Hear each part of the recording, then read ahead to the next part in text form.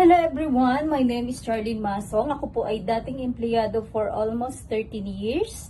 So, ang tanong, legit ba yung Elites Empire?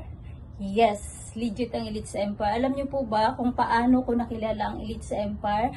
Nakilala ko po siya through social media. So, nakita ko po yung video ni Empress Pearl Hung. So, nakapaglakas loob na i-check yung social media niya. At nung nakita ko po yung social media niya, kaya ngayon, nandito na po ako sa Elites Empire. So, ano po ba yung nabago sa akin sa Elites Empire? Yung natutunan ko dito sa Elites Empire, ang unang nabago sa akin yung pagkatao ko. Kasi dati, ako po ay hindi ko alam yung direction sa buhay ko, hindi ko alam. Sobra ko namang sipag, pero sabi ko, bakit walang nangyayari?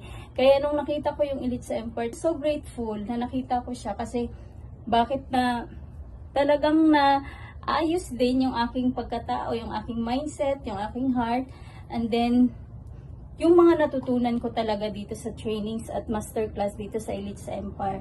Kaya napaka-bless ko kasi alam nyo po, from someone na dati na nakatira ako sa binabahang bahay, pero ngayon nakatira na po ako sa isang subdivision, 'di ba? So naka-aircon po ako, yung kwarto, yung sala.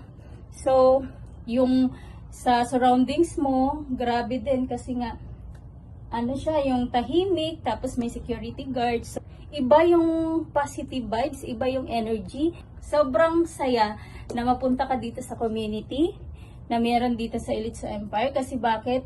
Ito lang yung talagang community na pinapangarap ng lahat. Kasi bakit?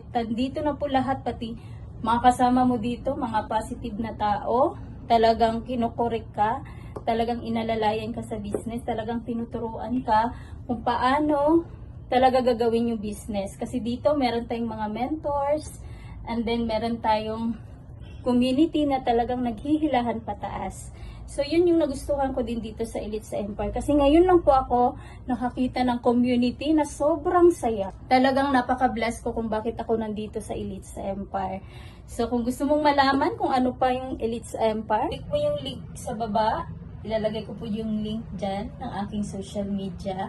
Ayan po. Thank you and God bless everyone.